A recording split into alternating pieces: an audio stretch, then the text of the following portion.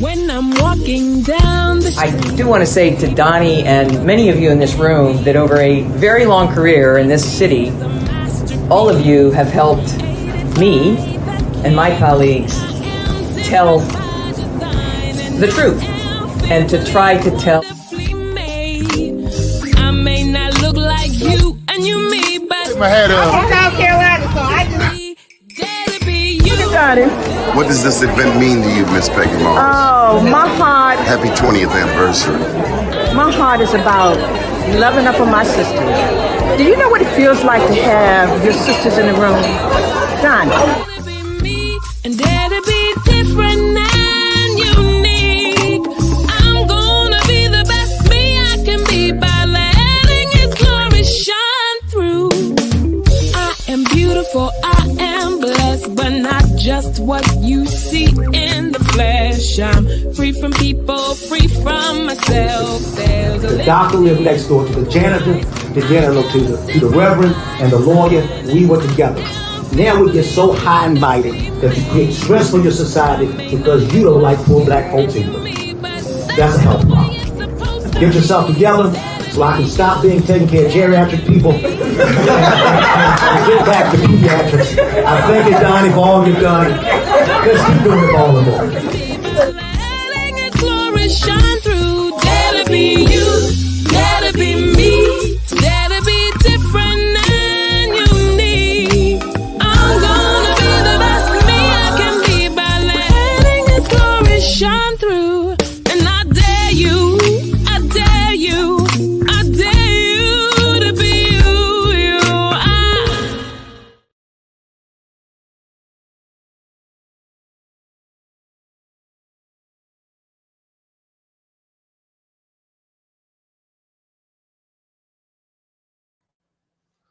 Okay, good morning, everybody. Having a little technical challenges with our guests. So let me make sure everybody else is here waiting on Ervin. So let me just help Ervin out for a little ting-ting. How y'all doing? Hope you had a good weekend. Fresh back from Atlanta. Had a wonderful time down there. Multitasking over here. Atlanta was nice. Ervin Reid. Everybody's looking for you. Oh. All right, Ervin. Come on now with these. Got me faking me out early in the morning. Too early for this. Well, you know what, Doni? I forgot to hit let me in. I thought I was in, so pilot error. But what's up? Emmy-nominated. Emmy-nominated. Yeah, well, we are, and you can't be messed up the invite. So that's one thing I got to get right. That's a layup. Every morning, got to hit a layup. That's the layup. Sending the guests the link. That's. Did you have a nice finger roll? Did you play basketball, Ervin? No, not really. I was pretty good, until the good guys came around. Man, there was this kid in the neighborhood named Daryl Motley. He had the prettiest finger roll. I mean, he just laid that thing up. Man, I practice mine ain't never come out like that. But I can help you win an election, though. Yeah, that you can. That you can. Yeah, most definitely. Hey, Doni, before we start, man, I just wanted to give a shout out to a few folks, if that's cool. And to my Reid, you one of my mentors. You like Larry Gibson. You can do whatever you want. Okay. Every year, Doni, for about the last 4 years, this will be our 5th year, we go to the Outer Banks.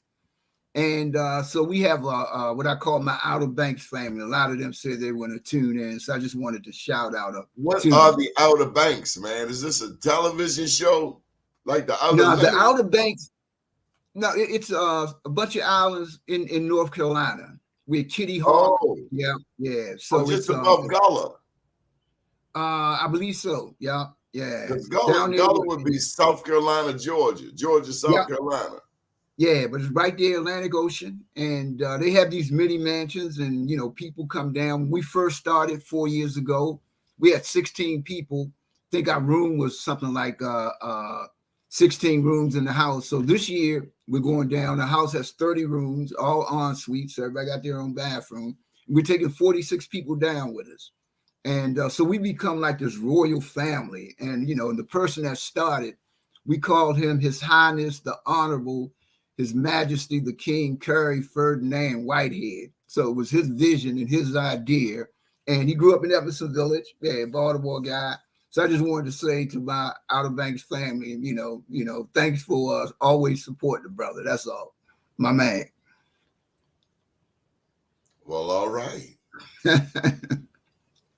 You know, Ervin, on that note, historians in America talk about the 1619 Project. Okay. Are you familiar with it? I heard of it. Well, the 1619 Project, I've seen Ta-Nehisi Coates and other people advocate how 1619 was the year that the first African Americans became enslaved in America. But they used the year 1619 as like the starting point. That's why they got to get a copy of I Am Black Wall Street, because it's not. We were here earlier. Right. Okay. And in those times, we were here at least 100 years earlier. More like 1525. Got you. And my understanding is the first enslaved Africans were brought around the Gullah Islands, North Carolina. And my research suggests that they beat up the dude who was trying to enslave them, a Spanishman. They whipped his ass and then they ran off into the Gullah Islands. And that's how the first group of blacks got into the Gullah Islands. Have you been? So you've been to those islands over there? Well, the Outer Banks, I'm not, and again, Kill Devil Hills is where we spend most of our time. We've been. But Kill Devil Hill. Yeah. Again, that's where Kitty Hawk is. That's where the house we stay at is in walking distance from where the Wright brothers flew the first plane. No, they didn't fly no plane. So I just learned this last week. The Wright brothers weren't flying a damn thing. They had Indians and blacks doing the flying. Okay. You sure about that, Donnie? I just heard it last week. Okay. I'm suggesting to you that most of what we have learned in American history is a lie. That's true. Because so often, but some of it is true. Like what? It ain't all lies. What? Like look, man. Look, Donnie.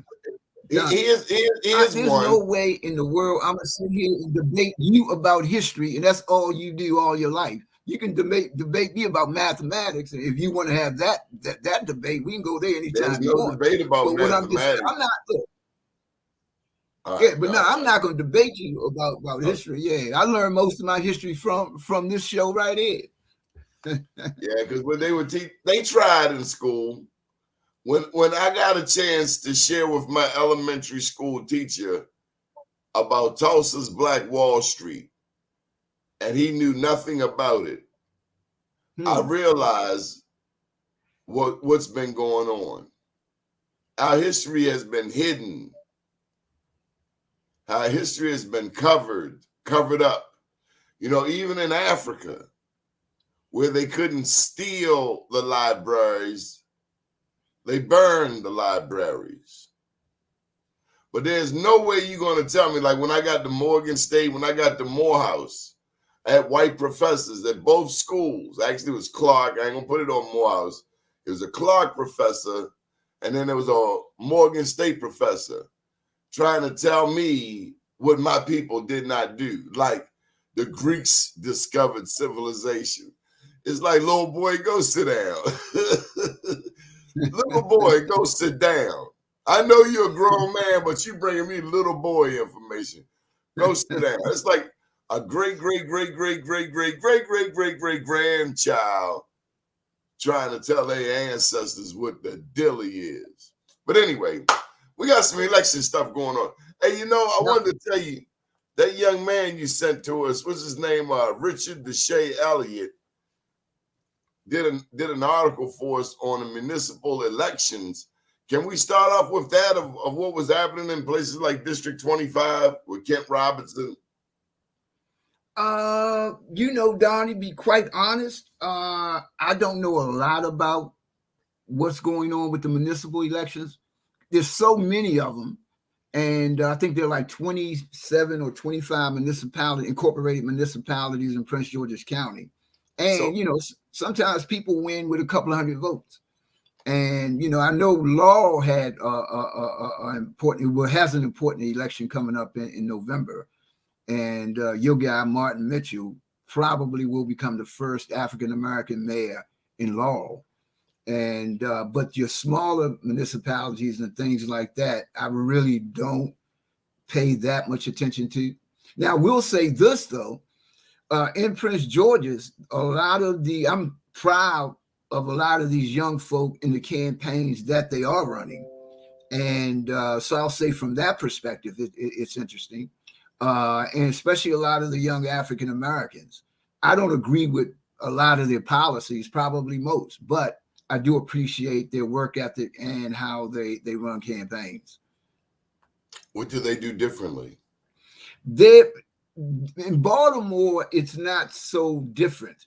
Prince George's grew up on a ticket system, and people really can't grasp what it is until you are part of that. In other words, when the county started to turn black about 30, 35, 40 years ago, the white senators got together and they formed this ticket where everybody put in a bunch of resources, and they started picking people to be a part of the ticket. So you got elected based on, you know, the ticket. If you got on the ticket, there was a great chance you would get elected.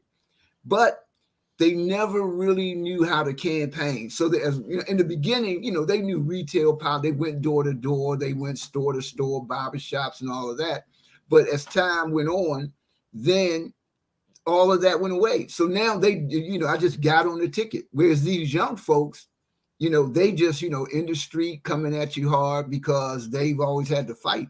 And when I came to Prince George's with Wayne Carey, then of course Larry Gibson came down, dude, we were retail. Matter of fact, we put so many signs up in the yards. And this was back then when you had wood, you had to put the stake in the ground. We put over something like 8,500 signs up in people's yards going door to door. And that was pure retail politics. So that's what these youngins are bringing back in Prince George. That's why they're winning. You know, we did have a ticket system like Baltimore City Council. They split it up into 14 different districts. But before that, there were 3 council people per district. Okay. And they ran as a team? Of course. Okay. It started in Baltimore. Yeah, but then the mayor wasn't part of that whole team. Sometimes everybody could endorse a mayor. No, I'm just saying, no, they actually you would have the mayor, you would have the state senators, you would have the delegates, you would have the count. Everybody came together on this one ticket. Yeah, and we have similar. I remember when Anthony. How so? How not? Well, no, when I ran in Baltimore, when I did Talmadge Branch in '86, yeah, obviously, yep, you did have the senators, and you had when he ran for Congress. No, when he ran for in House of Delegates, the first time he lost. That was my first campaign. And when he ran, we ran the legislative team was solid. But I didn't have to worry about the mayor, the comptroller, and all these other people in our race. No, we went against them. Whereas in Prince George's, you got to worry about everybody on down. And when I did Kirk Smoke, when I ran Kirk Smoke in '95, no, we weren't tied to all of these, you know, we were up here and okay, y'all do y'all thing. Yeah. So in Prince George's, it is a system. And you know, you campaign to get on that ticket as opposed to campaign going door to door. So tell me about the election today. The Senate. You're working on a race right now? Yeah, well, I'm working on Calvin Hawkins. He is a council member at large, and Calvin's going to run for county executive. Now, the thing right now, the election as of right now is in 2026. But if Angela wins the Senate seat next year, then she's got to give up her seat. So then there should be a special election. So we're not sure when it's so, but I'm preparing Calvin right now, getting things together. And so it's fun. I'm having fun. Hopefully this will be my swan song, my last campaign, and I can roll out and, and do my next and last big thing. So, Ervin, I have a funny feeling you can't go anywhere. Even if you decided to leave, if you'd moved to Florida, you will be involved in an election. You cannot sit it out. It is not in your nature. But Donnie, I have something bigger. It's called STEM. That's where my You've been saying that for years, but you've been saying it for years. I did. How many times have you retired? You done retired more times than the famous athletes. Yeah, no. Angela brought me back. I was done after Wayne, and Angela, I met her. She brought me back in. It became fun. When Calvin decided to run, I had to do that. That's one of my best friends. I was the best man in his wedding, so I didn't have a choice on that one. Yes, Plus, you did. Yes, you did. I didn't have a choice. Yes, yeah, you did. I don't do politics anymore. Can you imagine me saying it? Hey, I know you want to win, but I don't do politics anymore. Call somebody else. Now I could, with whatever he does, I gotta do. So but no, I mean this one is I want that the biggest campaign I had was Wayne Curry. The most efficient campaign ever ran was Kirk Schmoke. And I want to now make Calvin the best, my best of all best. So I want to bring everything that I've learned all into this one candidate. And I think timing is perfect. I just want to show, because every year I get out, these youngins come in and you can't win. So then I got to do it again. Now people saying Calvin can't win, talking about putting, people trying to convince Rashawn Baker to get into the race to run for county executive again. And all of this crazy nonsense going on down here in Prince George's. So I just want to show them what a real campaign is. We're going to do Wayne Curry 2.0. And so that's what, I wake up every day, Wayne Curry 2.0. So. But first, you got to get Angela also Brooks over the hump. Yeah. It's going to be interesting. An interesting race. I do believe right now, if the election were held, she would win. I think the numbers are right for her. Obviously, the Democratic in the primary, the big enchilada is Prince George's County. And Angela in her last, I'm sorry? I disagree. Oh, you do? What do you think it is? I think Baltimore is the battleground. I think the first candidate that plants the flag and claims Baltimore wins. Okay. Do you think, when you I think Baltimore being the media center is often overlooked. And a lot of times our Washington, D.C. suburban brothers don't know Baltimore. Like C. Anthony Moose. I love C. Anthony Moose. Right. For him to be a native of Baltimore, when he ran for Senate, it was just it lacked, a complexion. It's like, dude, you can't possibly be from Baltimore. Where your Baltimore people at?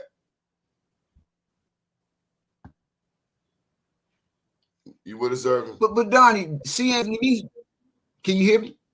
Hello? Yeah. Hello? Yeah. Can you hear me? Yeah. See, Anthony Muse didn't have any money. That was an election that was going nowhere. You've got to have money.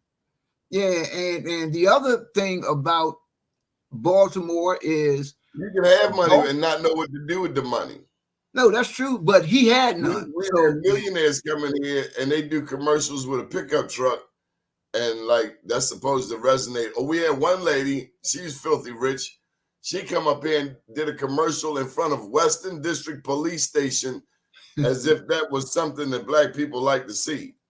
Right. Like, lady, do you know how many people got their hind parts whipped at that police station? Are you trying to endear us or trying to make us hate you? Right. And so let me tell you one other thing. They'll go and get these out-of-town advisors and consultants. Right. Now, I get it for statewide elections, but for local elections, they a lot of times go and get people from elsewhere who only come here and get their butts whipped. Right. Well, I don't think Angela's going to have that problem, but the number of votes in Prince George's. The other thing, Donnie, is this. I probably could buy 10 commercials in Baltimore for one commercial in Washington, D.C. Commercials don't vote. They don't, but they get your name out. There were 10 people in the election. I'm glad you said that. I'm glad you said that. Come on. Yeah, there are 10 people in the gubernatorial election last year. How many can you name? Me? Yeah, I mean, yeah, can you name all 10? Right now, see. Yeah.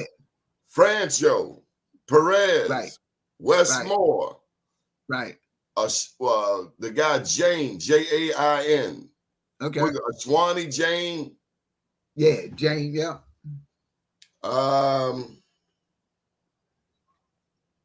Baker. Was that a campaign? I mean, when you quit, can you call that a campaign when you quit? Yeah, he didn't he didn't have money. He did the hokey pokey. That wasn't even a full dance. Okay, Rashawn Baker. Come on, who else?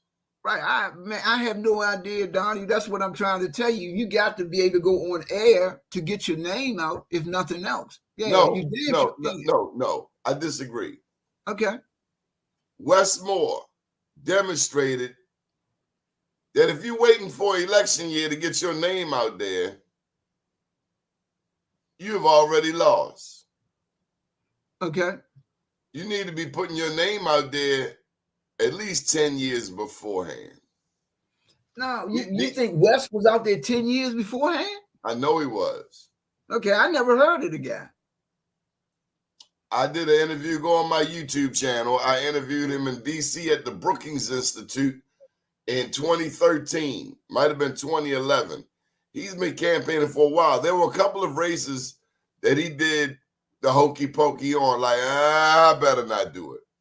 And my point is, I am personally tired of these ill-prepared politicians or so-called politicians coming to the game. You can't buy an election. Right. I believe in the old school, people should know you. They should know your track record.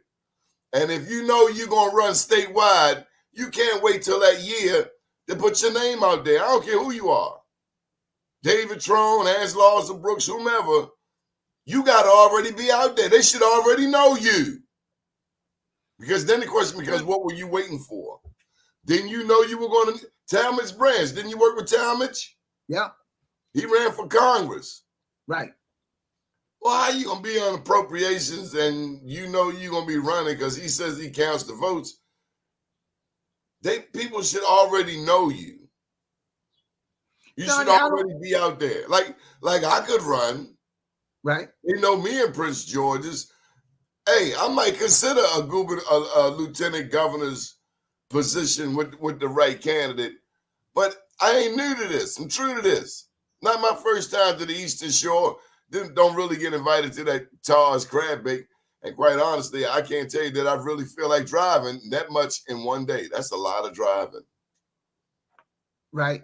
But Donnie, I'm gonna disagree that they know you in Prince George's County. When Anthony Muse ran for county exec the last time, he had 46% name recognition. That means what? 56% of the people didn't know who he is, and he ran for county exec twice. He ran for U.S. Senate. Yeah, and so no, people don't know you. Yeah, they just don't. I mean, name recognition is a real interesting thing. And we think people know us. And one of the biggest problems I have when I'm doing a campaign is like with Calvin. All of our volunteers and people close believe people know who he is. They really don't. They don't know his name. Now, once you tell them and describe, then they'll say, okay, yeah, I think, yeah, okay, oh, that's the guy, yeah. They don't really know his name. Yeah. Yeah, no. You name recognition is that's a different animal. That's a different animal.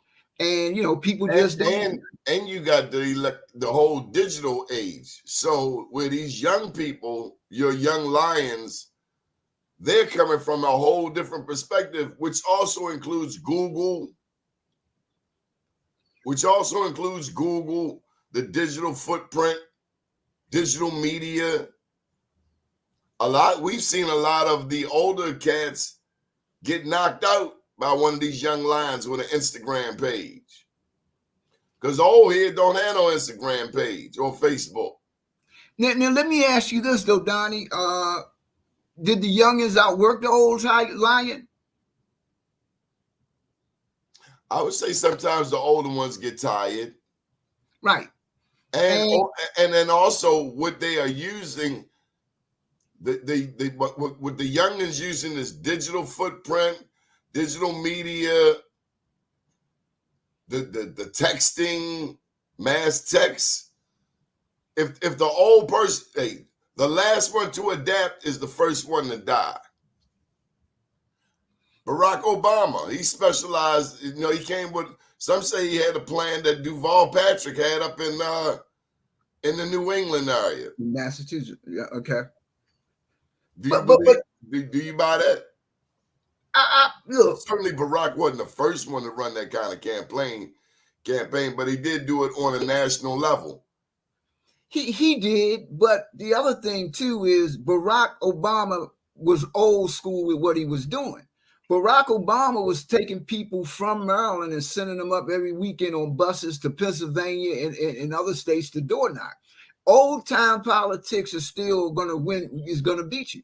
I mean, you can go, what they're like, what? I don't know. Let's say, I don't know what, in America, there might be, what we got, 350, let's say 200 million people on the internet. But in Prince George's County, there's only 124 people that's going to vote in an election. And I know who they are. So the internet, and I think the problem with the internet, most people know more than they understand. And yeah, technology is good and all this, that, and the other, but you got to really understand the internet and all of that. And Obama had Zuckerberg and all these other people working with him and all of that, and they got access to lists and things that we'll never know.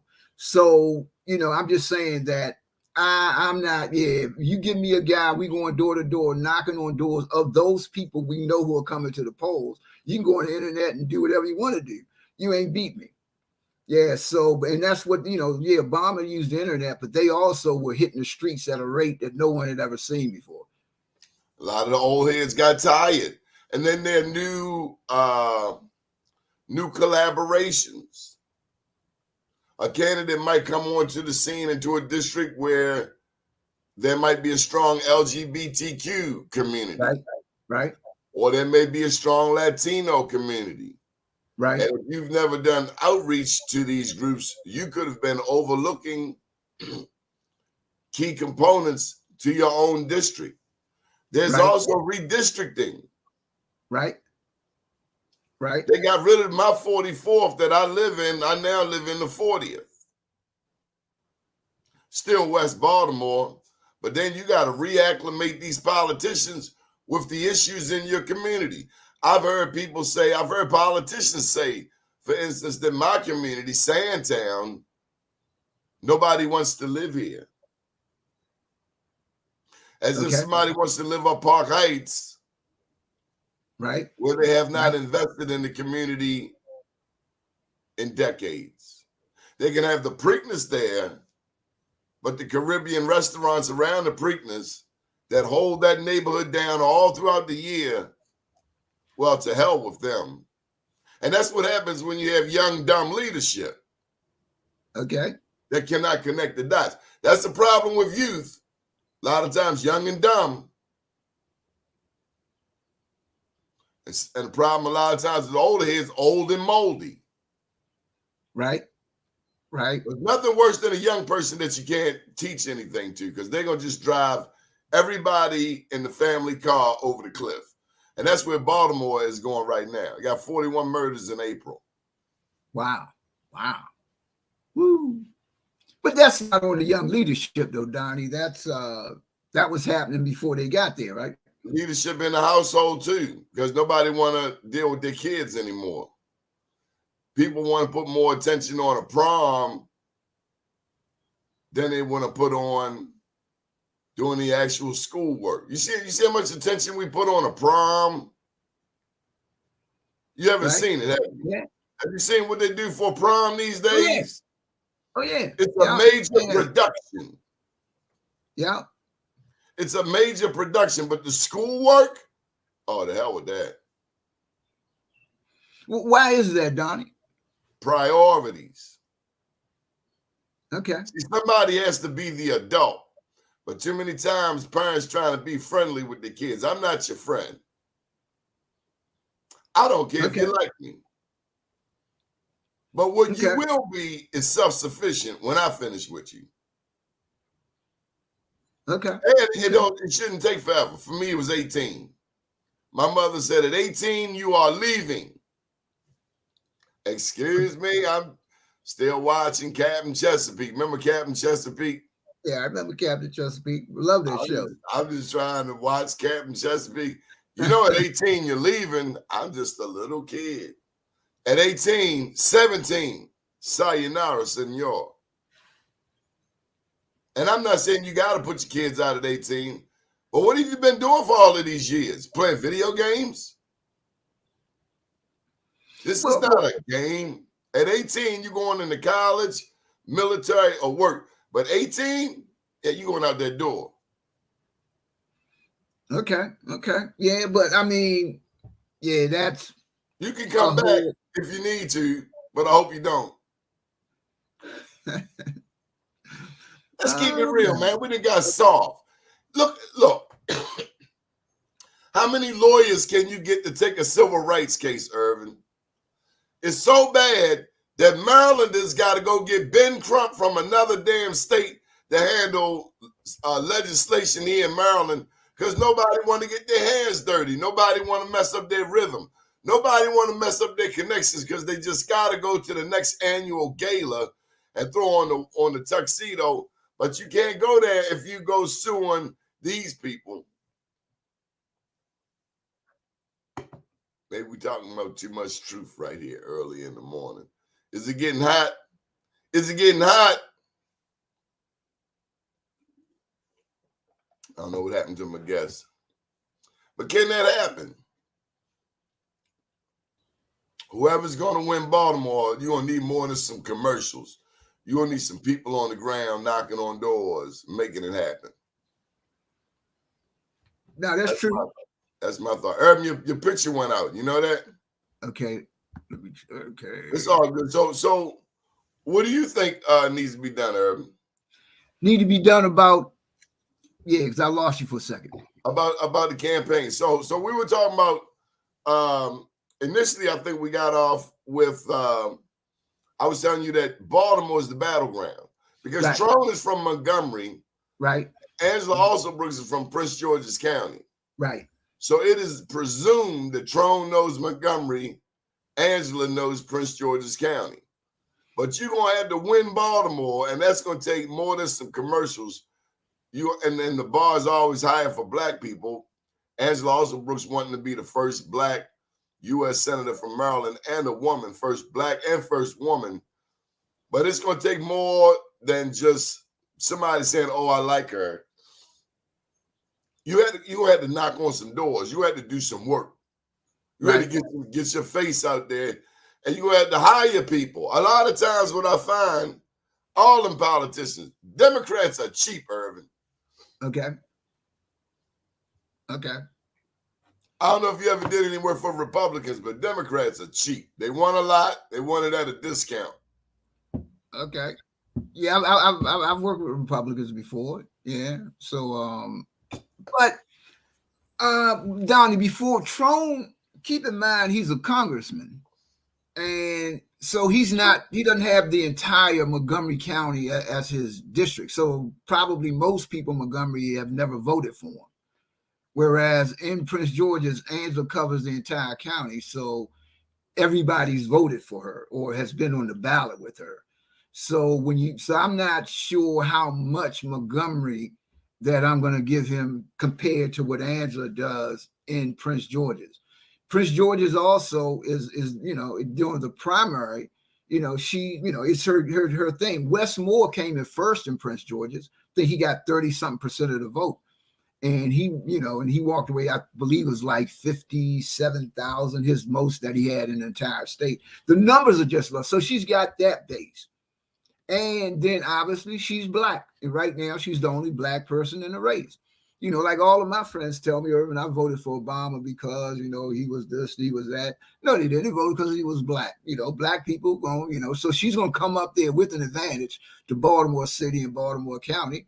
And that's her race. And I'm not saying that's going to keep it, but that's going to start the advantage.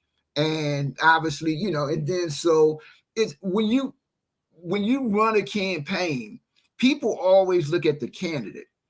And the candidate is important and money is important, but also the person behind that, the candidate is also important. So a lot of this, when you look at Maryland with the 24 jurisdictions that it has, people always talk, Ervin, Charles County. Prince George's County school system got almost as many people in it as Charles County does. So I think Wes Moore, who got 30% of the vote in Prince George's, that was 3 times the amount of votes in all of Charles County. He got 37%, 37% in Baltimore. You said 30. Yeah, but okay, no, but what I'm saying, Donnie, is this: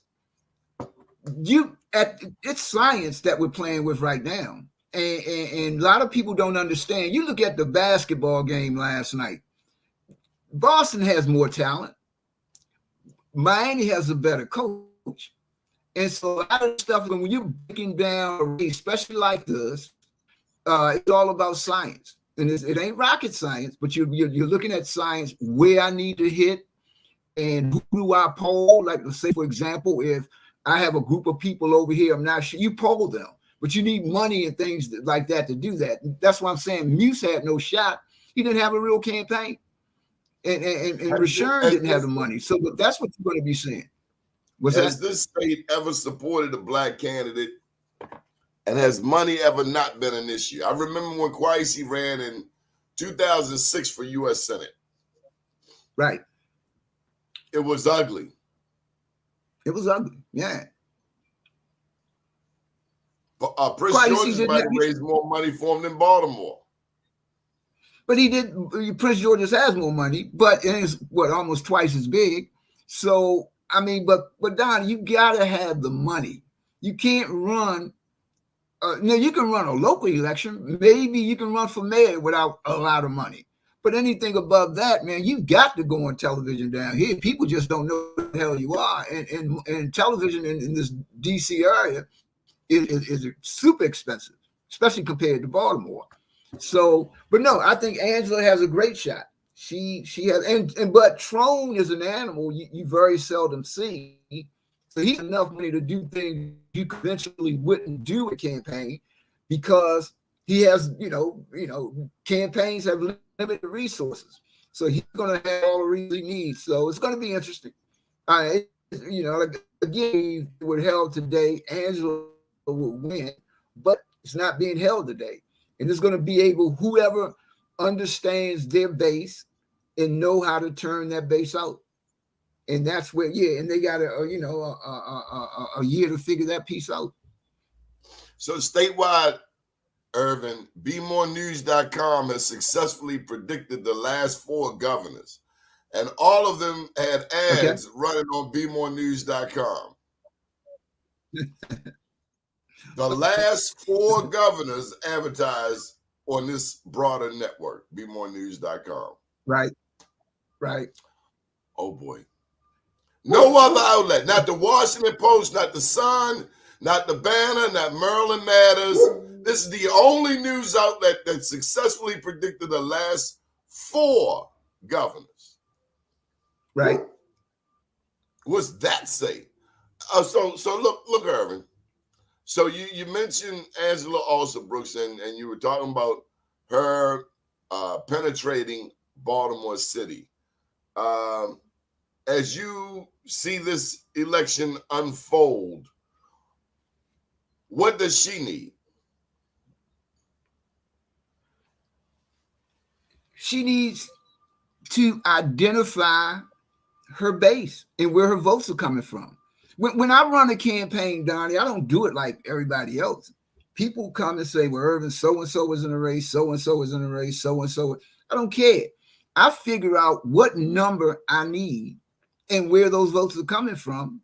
And then I put together a plan how I'm going to go get that number. And so she needs to identify where her votes are coming from. That's number one. And then she needs to figure out a plan of how to go get those votes. She has a distinct, being African-American and being female, she has, something to work off of. They're all Democrats. They're all going to be saying the same things, So that's what she needs to do. And so, yeah, I mean, and where are they? Who do I need? How do I touch them? So what I see is the question becomes, how much of the white community can Angela penetrate? And then how much of the black community can Trone penetrate? Yeah, that's true. Yeah. Yeah. And it depends, if another really strong candidate gets in, such as a Jamie Raskins, and how does that then affect what you have? But Angela has a distinct base. And she has, she's black people tend to vote black. I know everybody liked Obama because of his, education program. It was better than Hillary's. No, they voted. That brother was black. So, yeah. So she's got that. But that, again, that doesn't mean. It's changing, Ervin. Yesterday on the news, I'm watching a black man with a MAGA hat on. Okay. Talking about assault weapon rights. Okay. A black man with a MAGA hat on. Okay. And I'm troubled by this. Why is that?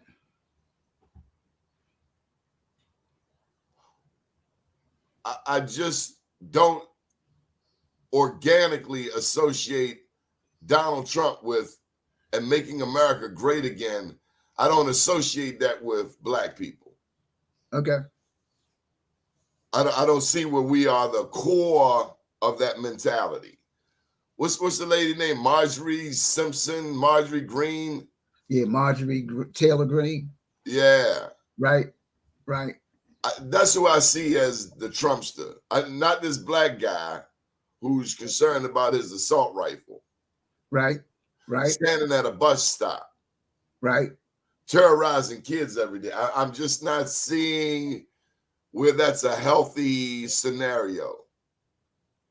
Okay. And if you want to pick a fight with Westmore, I mean, pick a fight you would have a better chance winning. I'm not seeing it.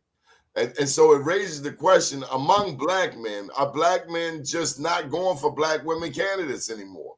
We saw it in Georgia, for instance. Okay. A lot of black men, they'd rather vote for, the Republicans than to support Stacey Abrams and the efforts that were in play, particularly Raphael Warnock, which vicariously is a black man, no question. Okay.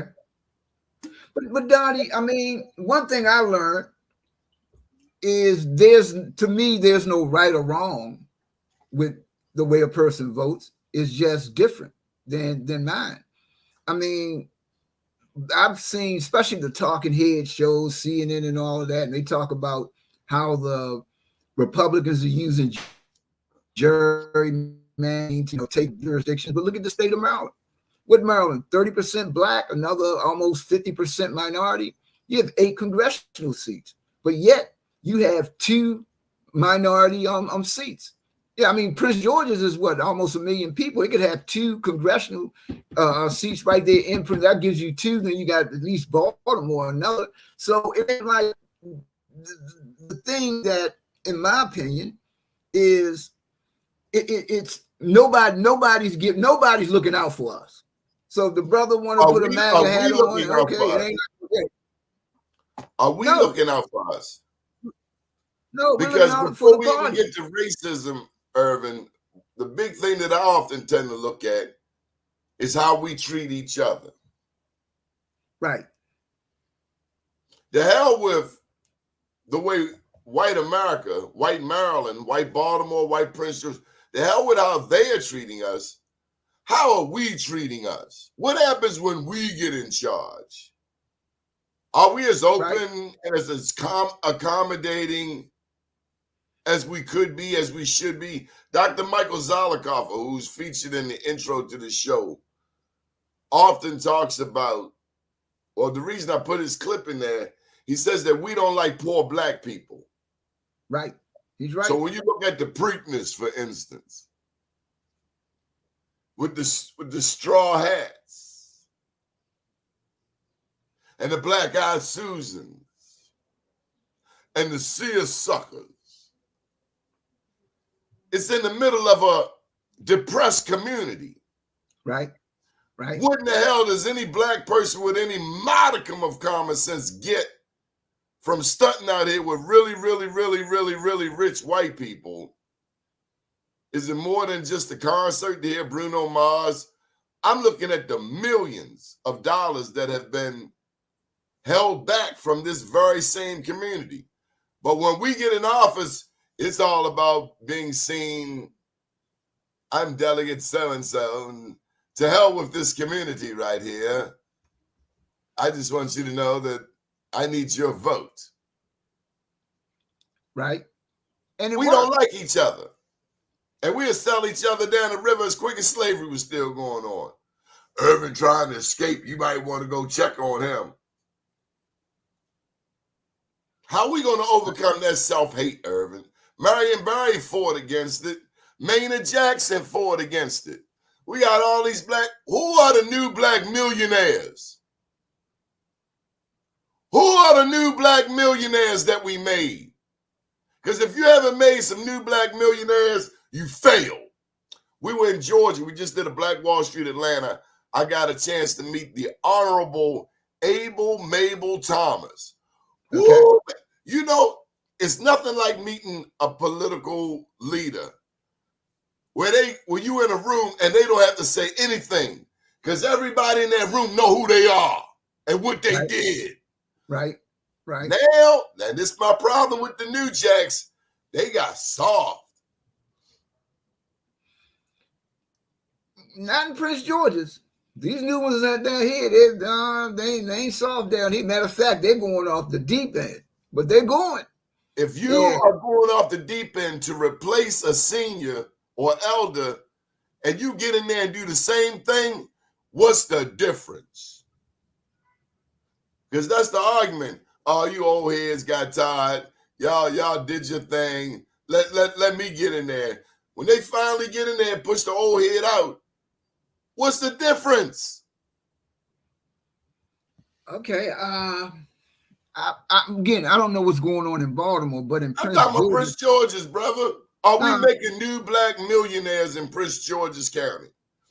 No, they're not qualified to do that, Don. They don't know how. Maynard Jackson did it. Marion Barry did it. That's their job. Yeah, but Maynard Jackson and Marion Barry grew up in a time where we all were together because it was called civil rights. They grew up in that movement. You could be a black millionaire all you want. Hell, I lived in the same neighborhood as Billy Murphy. Yeah, their family had a hell of a lot more money than we did, but he had to live where he had to live. Yeah, so we were all together. We had different role models. That was a different time. But now you need individuals that understand economic development, business, and all of that. And a lot of our leaders don't. And so that's not how they got there. But that's what made Wayne great. Wayne was a development attorney. That's why you have the stadium there. That's why you have National Harbor there. He understood the deal and how to cut the deal up. And you know, so when you came to Wayne, things happened. So it depends on your leadership and what they know. You know, I think, you know, like I was talking to somebody the other day about Brandon Scott. I think Brandon Scott, and again, I'm looking at it from a distance, is doing a good job based on what he knows. But the reality is you need somebody up in that camp, man, now that can call Wall Street and do some creative things and things like that. So if you don't have that, you can't do it.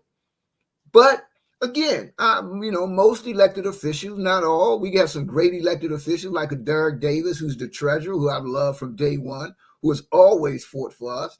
But you have a lot of elected that just love being elected, especially a lot of the old heads. We tired of now. People are suffering, and we tired of people with the seersucker suits and the straw hats in the middle of our depression and oppression. So when did we become tired, Donnie? When we first encountered opposition on these shores, maybe 500 years ago. Oh, okay. It was a war, and the war has not stopped. I know we keep voting for the same people over and over. Well, that's why I voted for Ehrlich and Hogan, because I was tired of the same old. As a result, I see money coming to my neighborhood that never came before. I got black politicians that say Sandtown is not worthy of helping. The very community that put Baltimore on the map in 2015 internationally, I've had black politicians say Sandtown doesn't deserve anything. Black politicians. So there ain't nothing you can tell me about them. I know them. Okay. So we go out and get our own help because we never needed their help no way. And see, that's a mistake a lot of us make, that we need these politicians. No, the politicians need us. They do. I mean, you're damn right they do. Well, it depends on what they want and what you want. And these politicians want to stroke their own damn egos, and it's sickening. We are tired of hearing about them. I remember back when Anthony Brown ran for office, they put up signs up North Ave, up Liberty Heights, vote for the Democrats. Did they just tell me vote for the Democrats? Oh, wow. Really? It takes me back to Sugar Hill said, if your girl start acting up, then you take her friend. The Democrats want to act up? Okay. And that's why black people end up voting for them Republicans, because Democrats treat our people. And then here's another thing. And I side with the youngins on this. Why do black people get in a position and want to stay there like 45 years? With all due respect, Mark Morial has been running the National Urban League since Harriet Tubman. I mean, dude, when are you going to pass the damn ball? All due respect. Al Sharpton, I'm happy for you, dude. Right. When are you going to pass the ball? Right. Or do the youngins just go in there and take the ball because you're not doing what you could with it? Right. Why don't we pass the ball? Why do we got to stay? Elijah Cummings, with all due respect, dude, you died in office. Right. Perrin Mitchell passed the ball. Yeah, he did. Why didn't he pass the ball the first time? But you held the ball till the clock ran out. That's no plan. And we got to stop doing this insanity because we're going to keep getting the same result. Nothing. Monuments of nothingness. Penn North, right there where Freddie Gray happened. Senator Antonio Hayes is finally working on something that should be coming to fruition. But there were millions of dollars that were raised during Freddie Gray. Penn North looked the same. And it's the same politicians, the same black spokespeople come in. Oh, all of a sudden there's no money. Huh? We saw you collect $20 million. You say it's no money. Where the money at? So we got some accountability issues. And no, you get no free passes here. That's why we do Black USA. And so Be More News is now branded in other cities. Oakland, for instance. We have regular shows from Oakland. They are like 20, 30% black. Couldn't believe how Oakland has changed. Oakland is 30% black?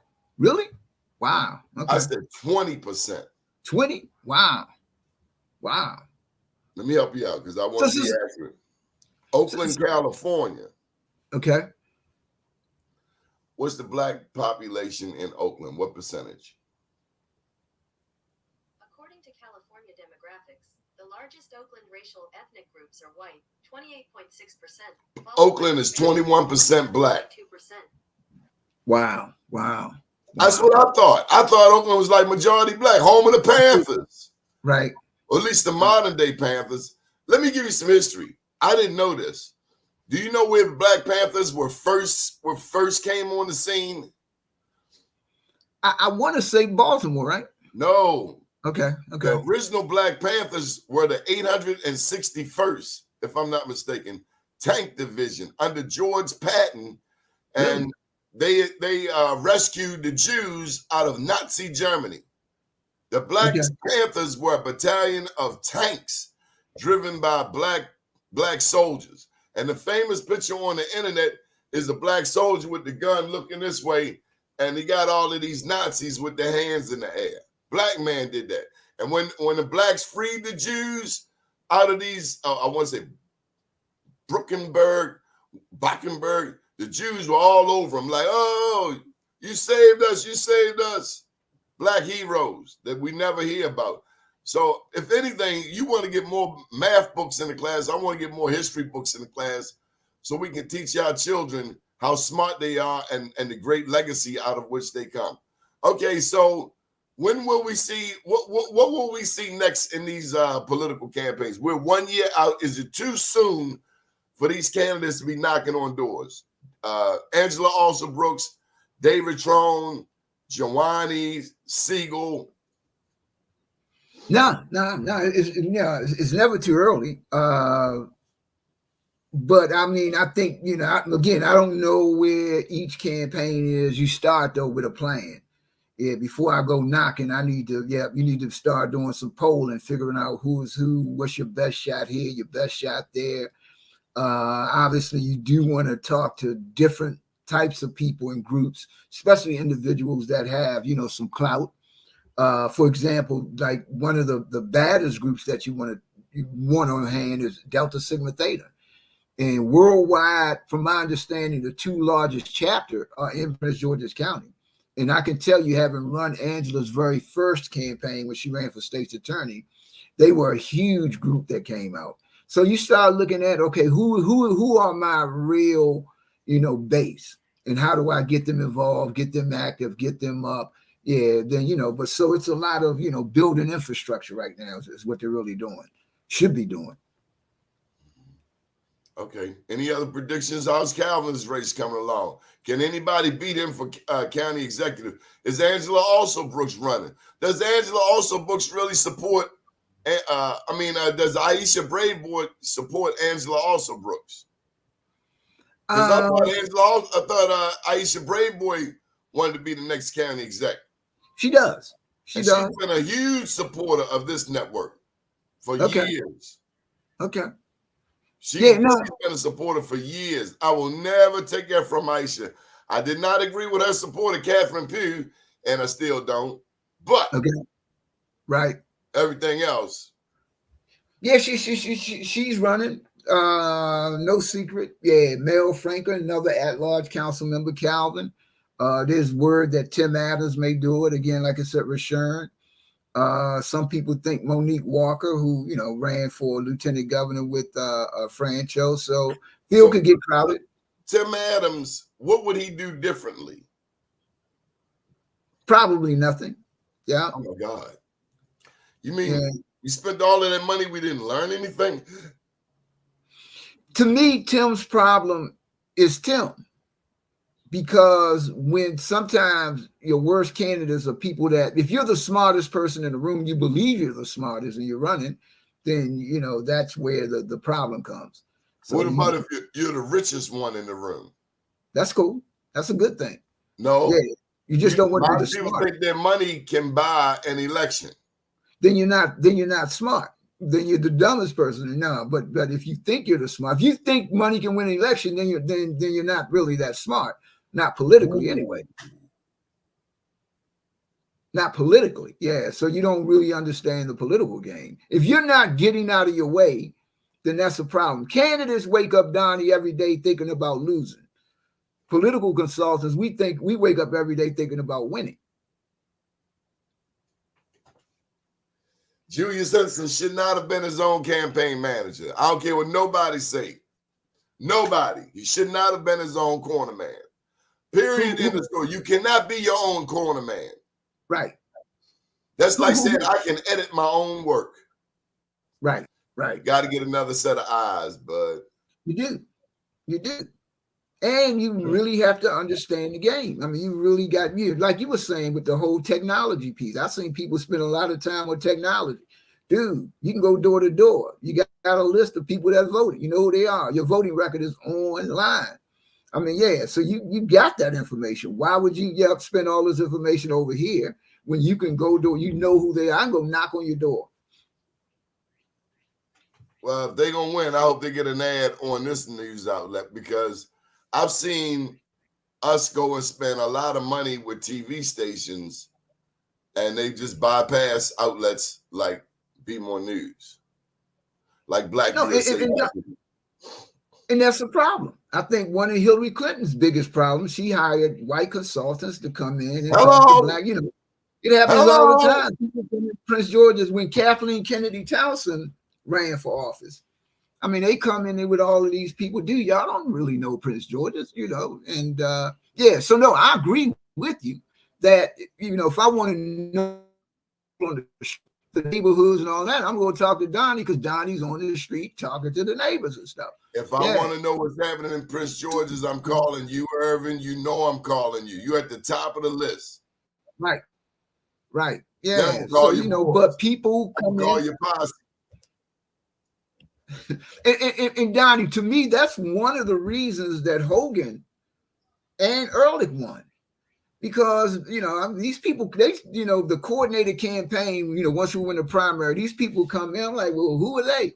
They don't know anybody. They don't know who to talk. They don't know how to structure. They just come in, they're consultants that, worked on, I worked on Hillary's campaign. The hell they got to do with Prince George's County? Yeah. Or how many of them say they worked on Obama's campaign? Oh, yeah, that's the whole thing. I think the brother running out of Montgomery County, that's his claim to fame. He worked with the Obama administration. I'm like, well, who cares about he worked with the Obama administration? He ain't Obama. Yeah, so, but can he raise money? See, that's the real question. He can raise money, he'd be wasting his damn time. But hey, it's his time. Yeah, but he can race it if he want. Yeah, but nah. I tell you who else. Money. If I come down your way, I'm going to ask you probably first. I'm also going to call Dr. Wilbert Wilson. You know why I'm going to call Dr. Wilbert Wilson? Because Wilbert going to give it to you straight. And he thinks for himself.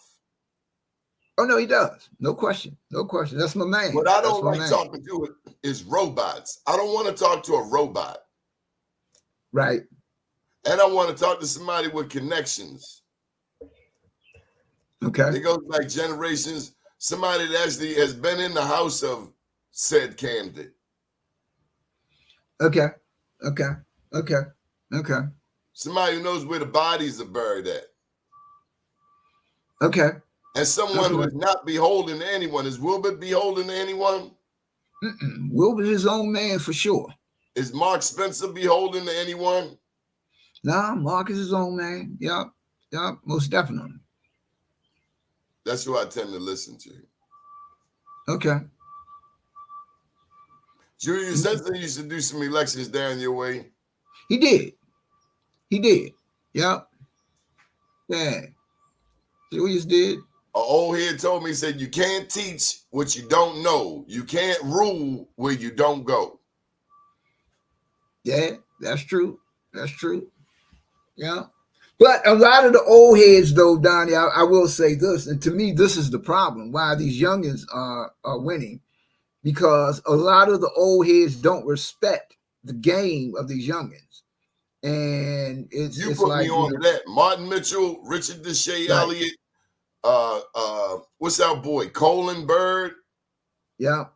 They are gonna work. They're gonna stay up all night. They're gonna get their young people together. They're gonna have the parties, the fundraisers. They're gonna work. You better roll your sleeves up, because you gotta fight. It's like the Ravens and the Steelers. You're gonna have a grown man fight today, buddy. But or the Ravens and the Browns, the Ravens and the Bengals. Roll your sleeves up, bring your lunchbox, because you're fighting a man today, all man. Yeah. But the problem is when you swing on them, you better swing to knock them out. See, they don't have no respect, so they go on a little soft tap. The next thing you know, they done got cold cocked. And it's like, dude, no, y'all ain't respecting these youngins' game. These youngins got real campaigning game. I'm telling you now. So, and a lot of the old heads, they don't really know who they are. And so that's that progressive Maryland group, those cats, man, I'm telling you, there's a guy by the name of Larry Stafford. And Larry Stafford is in charge of Progressive Maryland, and his wife sits on the school board. He's one of the most powerful guys in Prince George's County. If you went to old heads and asked them about who's most powerful, his name wouldn't appear. But you do not want to mess with that young boy, man. That young boy, bring it. Bring your A game and some Snickers. You're going to be a while. It's going to be rough. Yeah. Yeah. Kind of like Tank Davis. Okay. Yeah. That's the Southpaw Baltimore boxer. Okay. He's a champion, right? No question. Okay. From your city. Right. Ervin, you can come back. You can come back anytime you want. You rich. I'm rich. Raised in Cherry Hill. Raised in Cherry Hill. R-I-C-H. Raised in Cherry Hill. Any final thoughts for today's show, big brother? No, I just want to say, man, as always, Donnie, I appreciate you doing what you do. Like I say, a lot of my history I learned from your show, and you most definitely been out in the community, looking out for the community. I'm just trying to wait for when you're going to get off the stump and go ahead and hop in the race. I love media. And I think we're actually more effective with the shows and then also with this ink pen than I could ever be in the political realm. Maybe. But this business, I made a promise, this business must be generating enough income so that I don't have to go out there and beg anyone for money. Because that will never be my strong suit. More so raising the money myself. And that's what I do like about, I did hear David Trone's story about how he built this company into the #1 wine retailer in the United States. Now, I love stories like that. No, he's got a great story. He's got a great story, and he's been real. Yeah, I mean, he's not just faking it or doing something like it. Just like Tim Adams. Tim Adams gave out a lot of money ever since I've known him, long before he thought about running. But it's how that translates. It's how that translates to the community. Sometimes we need someone to tell our story. Sometimes Donnie got to step out the way and let somebody else. I can't be my own corner man. I got to call you. Right. So you can say, Donnie, that's not your job. I need you focused on these phones from 10 a.m. to 2 p.m. every day. Call. That's your job for the next 4 weeks. Right. So we got to know, we got to be humble enough to listen, to take orders, to follow instructions, to stay disciplined. And then two, Ervin, we haven't even touched this. What happens to the family of a candidate through the campaign season? I know we've gone over, but take a minute for me. What about the candidate, the family of the candidate, the friends of the candidate? What happens to them through a 1-year election cycle? Oh, it's rough. It's rough. One of the reasons Angela didn't run for governor was because her daughter was, I think, in the 11th grade, which is a critical year, especially for a young girl. And she didn't want to leave, not see her, because you're not going to be running around the state. You're not going to see your family because you might have to be in Western Maryland at 7 a.m. and you don't get back home till 11. And so that's rough. At night, yeah. And then you have people taking shots at your candidate. Yeah, a lot of negative stuff coming out, stuff you may not have known about your father, this, that, and the other. And all of that comes out, people attacking you, and no, it's the toughest thing in the world because it's not your life. Yeah, so it's not fair. It's not fair. No, it really isn't. Yeah. So, and again, some people, I love Michelle Obama her attitude and the way she protected her daughters. And, you know, I mean, she supported her husband, you know, the way she's supposed to. But she didn't jump in it like I'm also, you know, important. That was never her thing. That's the president. Talk to him. Keep it over there, y'all. But whatever I got to do to support him, I'm going to support him. And we're, you know, so you get it. I've had candidates, you know, that their wife, you think their wife was running. Like, sister, you need to go sit down someplace because, you know, he running. Yeah. Does Westmore get easily reelected? I think it's too early. I mean, I can't see somebody beating West at this point, even if you just maintain status quo. He is, I just think West is genuine. I mean, I've known Don, I've known his wife for years, and she's one of the most humble people you'll ever meet. And that's never changed. And so, and West seems to be he has that, he genuinely cares about people. And I was talking to a friend of mine the other day, and she was on the poll with West, and he asked her, you know, who was she voting for? She said she hadn't made up her mind yet. And so his team was like, come on, mister, you know, no, he stayed there and you know, for 5 minutes. Yeah. Did also Brooks deliver Prince George's County for Westmore? Big time. Will Westmore endorse also Brooks? I don't know. Well, keep this in mind, though, Donnie. Endorsements are cool, but what resources you're going to give me is even cooler. I don't have to. Yeah. If West supports Angela in 24, then Angela will support West in 26. Yeah, I'm sure. Yeah. Now, support and endorsement are two different things, though, right? I'd much rather have your support than your endorsement. Of course, I want both.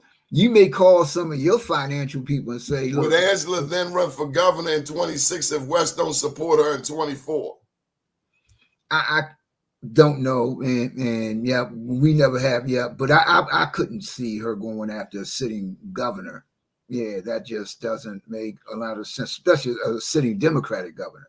You know, we get too many news scoops here at BeMoreNews.com and BlackUSA.News. We're just going to hold it right there for now, give people a reason to tune in tomorrow. My man. How can people get in touch with you? Ervin Bernard Reid, who is rich, and that means raised in Cherry Hill. Yeah. They can get, you know, Ervin Bernard Reid at gmail.com. I hope you're pleased today, man. We just want to push the envelope. We want our people thinking. We don't want our vote taken for granted. Right.